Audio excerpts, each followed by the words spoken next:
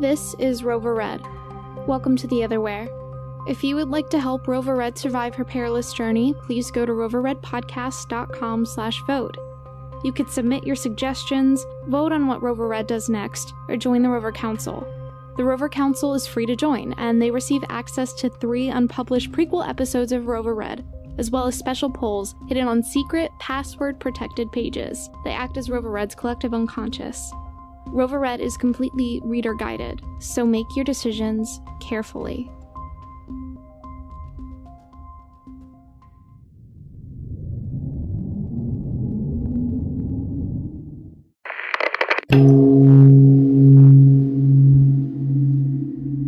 Leah stood before the door of the skyscraper, toeing the asphalt as silt ebbed and flowed around her.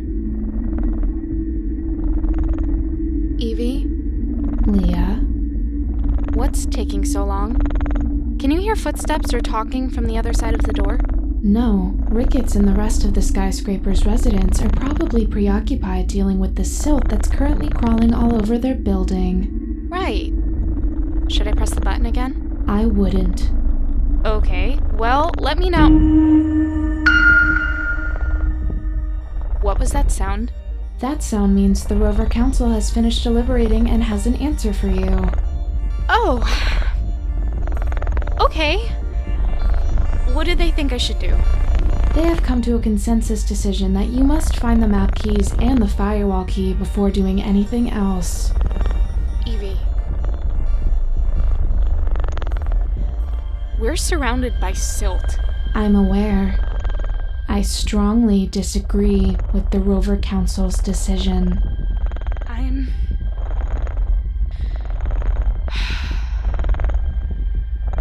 I'm going to trust them. I'm going to do what they say. Before Evie could respond by telling her what a terrible decision she was making, a slit in the door opened. Leah recognized the eyes of Beast. His words drifted out to her. Arch Rover, you're back? Yes. No. Well, it's complicated. I came back, but I forgot to do something first. The massive door unlocked and swung open to reveal Ricketts standing beside Beast. Ricketts eyed Leah. You've returned. Yes, but... Well, I forgot something. I have to go get it first.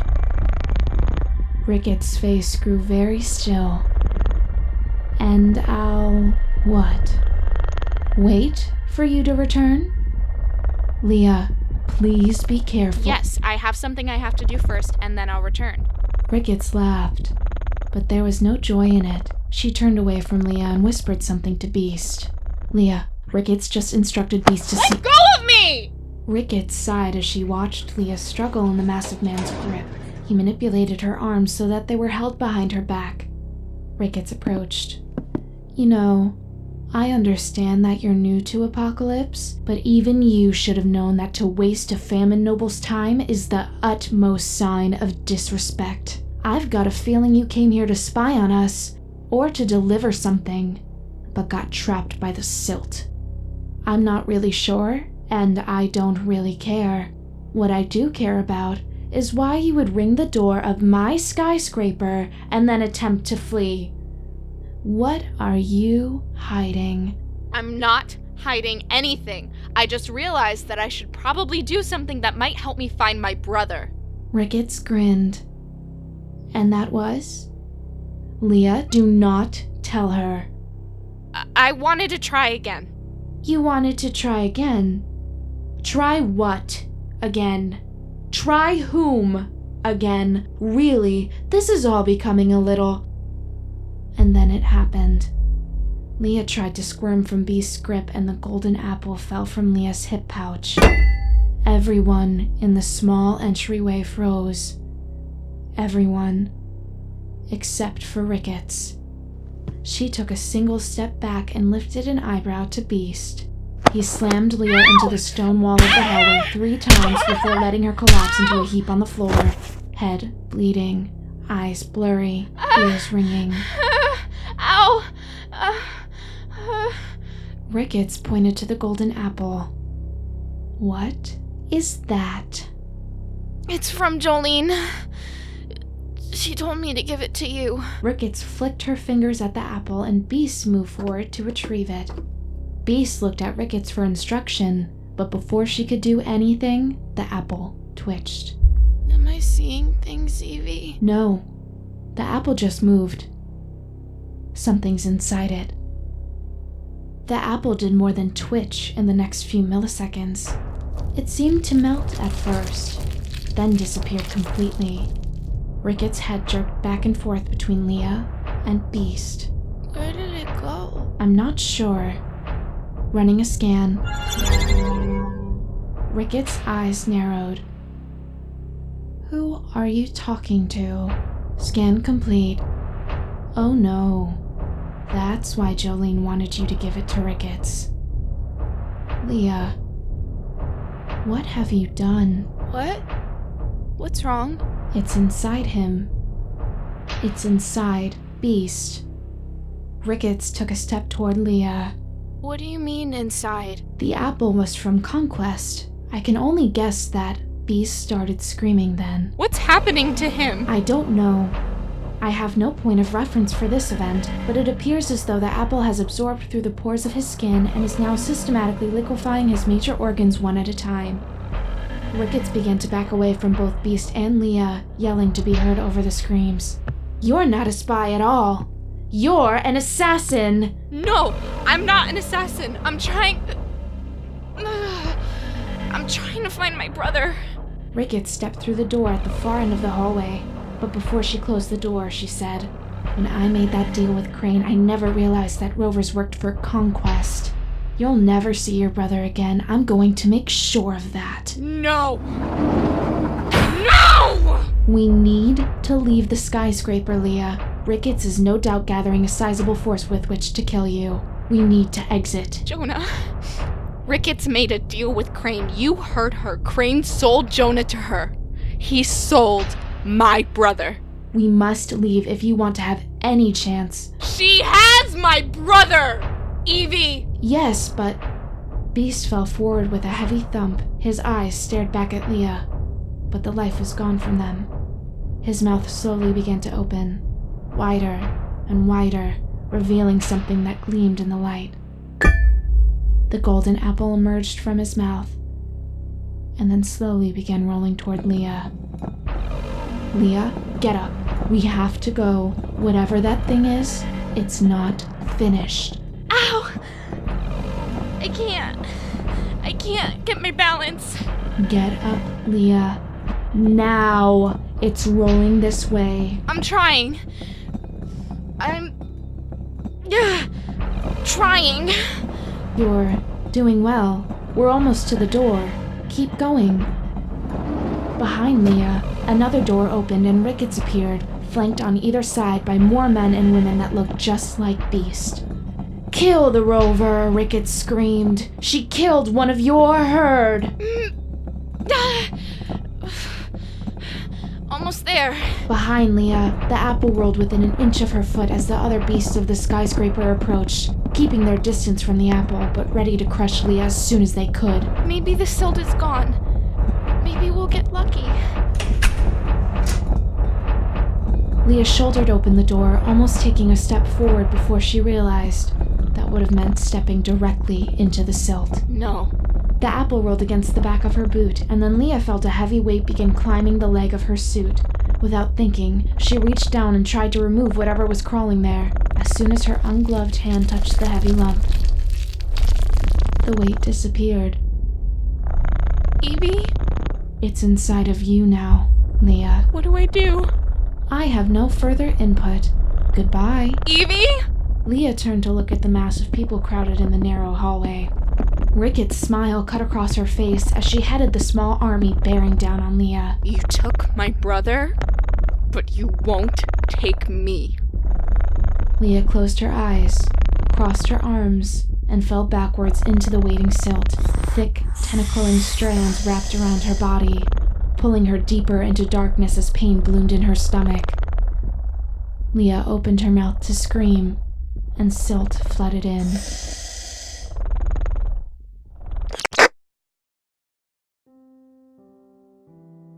Hello, loyal listener. Was that fun? Was that what you wanted to happen? Was that what you were expecting? I hope so, because it has altered the Otherwhere forever. That decision is in the past. Now for something from the present and near future. Do you know where Lieutenant Slade is? You can find out by visiting roverredpodcast.com/support. There, you'll find premium full-length episodes starring me, Evie, the one Leah should be listening to, and someone else. You'll also find exclusive t-shirts, mugs, and totes that you can't find in our shop, as well as maps, scripts, and our Snapchat. Become a patron and protect Leah. Goodbye.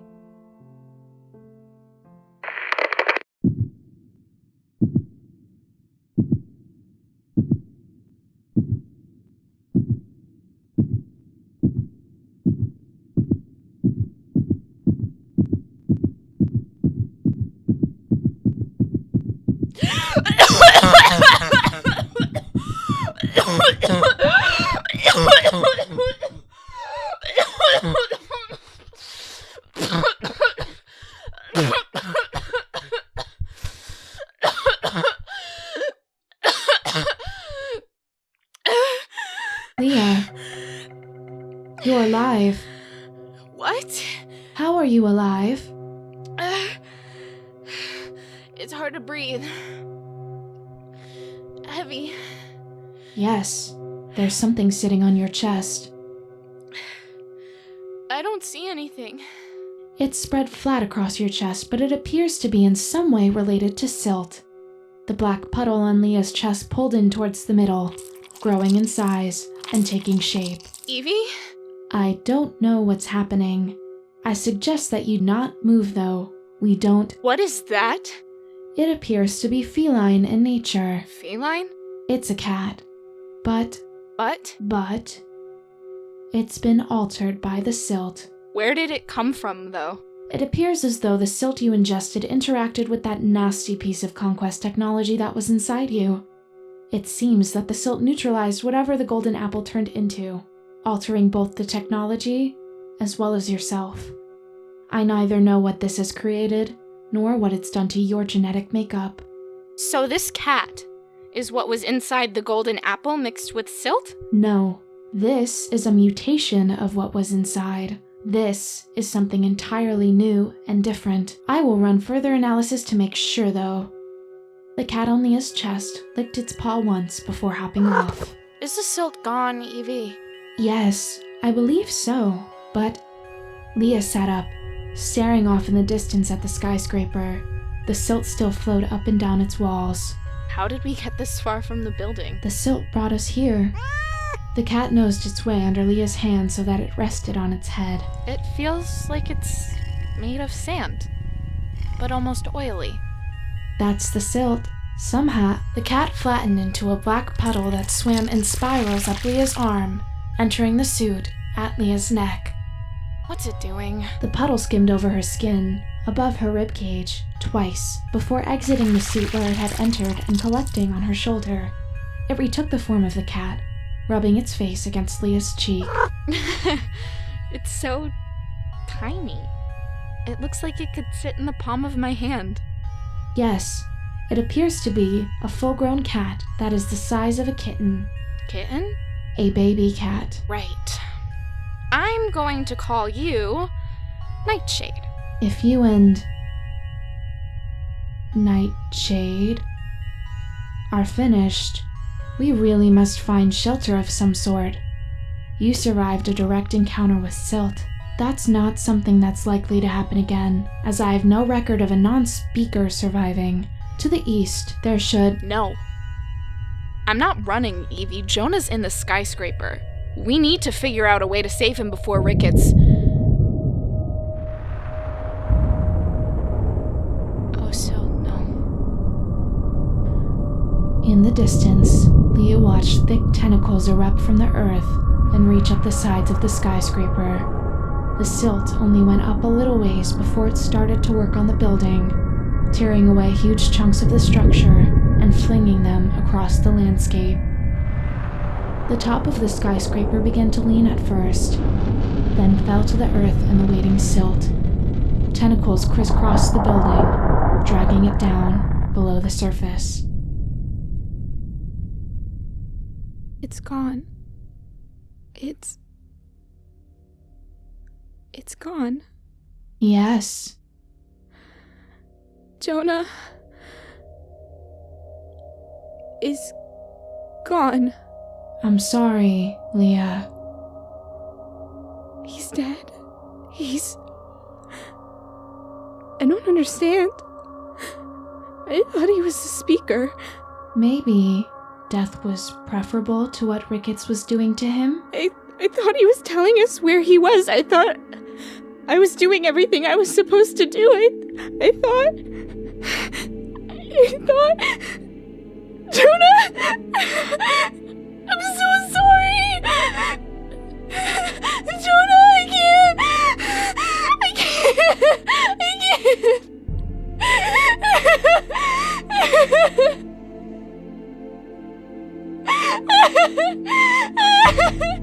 Leah, I'm sorry to do this right now, but the Rover Fortress has intercepted a communication that went out before the skyscraper fell. Communication? Between Ricketts and the Queen of Famine. Was it about Jonah? No. What was the message? Famine has declared war on conquest. Silt. Okay.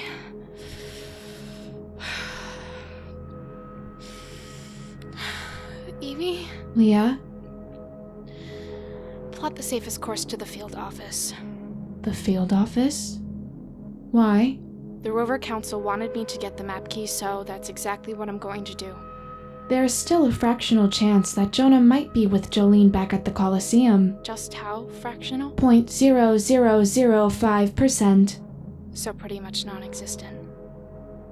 I think I'll do what the Rover Council wants me to do. Maybe they'll send me there after I get the keys. Maybe they won't. How can you trust the Rover Council after... They're the only ones I can trust. I have faith that they thought long and hard about what I should do next based on where I was when they made their decision. Do what I said and plot the safest course to the field office. We'll retrieve the map keys and the firewall key before we do anything else, just like they said. I have to believe that they have our best interest at heart. I suppose. Calculating. Complete. I've added the course to your device. Thank you, Evie. Was that a message? Yes. Read it. Dear Leah, the next chance you get, please read or have Evie read to you the Book of Rover. Not only was Ricketts able to lie to you at one point because you didn't know what is apparently common information, there are things that you will need to know in there that will help mitigate the chances of conflict with others. Wouldn't want to start a war now, would we? Worried for you? Yvette. Yeah. We wouldn't want to start a war. Leah arrived at the field office 2 nights later. The silt seemed to have calmed down after destroying the Famine skyscraper. Leah did not speak much, except to Nightshade. It's locked. Of course it's locked. You didn't think the Rover Fortress would just leave a local field office open to the elements or any wanderers that happened to pass by, did you? Oh, Nightshade. Leah just asks the worst questions, doesn't she? Wouldn't it be great if Evie would just answer her, though? Wouldn't that save everyone time and energy? I agree. I really don't trust that thing. That thing's name is Nightshade, and you'll address it as such. I really don't trust Nightshade. Tough silt, she's here to stay. Now can you make yourself useful, Evie, and unlock the door? I live to serve.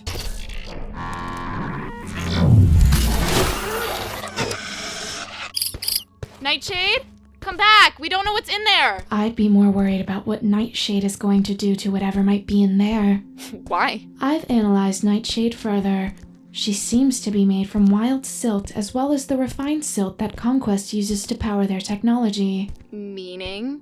Meaning, she's still partially running the original programming that powered the Golden Apple. Meaning, she's still built to destroy. Meaning, now that she also has wild silt running through her veins, she's unable to be controlled. Meaning she's adorable. Swim up to my shoulder. There. Perfect. Okay, so you're disregarding my warning about Nightshade. Fine, deal with the consequences. I plan to. Where are the map keys? According to the building's schematics, they should be right down the hall. Sure. Nightshade, you want to go check it out?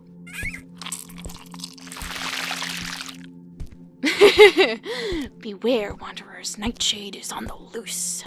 I don't find any of this amusing.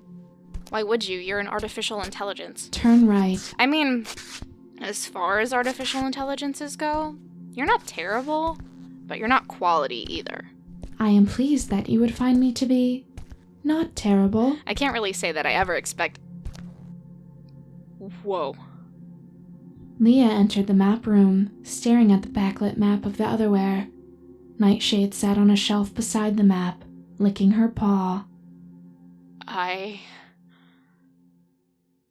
had no idea. I'm aware. The map keys are in that glass case next to Nightshade.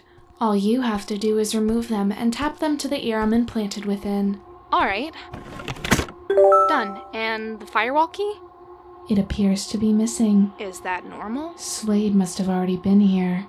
Why would he take the firewall key but not the map keys? I am unsure. Okay, we'll let the Rover Council know that we made it to the field office and know how big the world is. Show them the map and ask them what I should do next or where I should go. Anything else? Do they know about each of the cultures?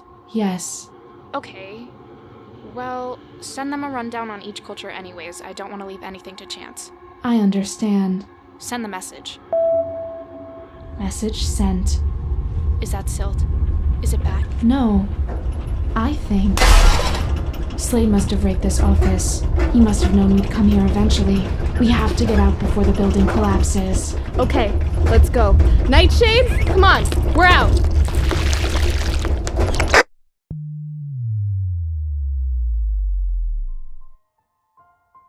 This was Rover Red. We'll see you back here in 2 weeks. Your suggestions and votes will determine Leah's future in the Otherwhere. That website, one last time, is roverredpodcast.com/vote. Vote wisely. Rover Red was produced by Bloodworth Creative, starring Madison Martin as Leah, and written by Christopher Bloodworth. If you enjoyed Rover Red, please rate and especially review on iTunes, Stitcher, or wherever you found us. Reviews are important because they keep us on the charts where people can find our show. Rover Red is supported by you, our listeners. For more information, visit our website and click on Support Rover Red in the upper right-hand corner.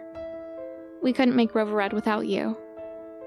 Thank you so much for listening.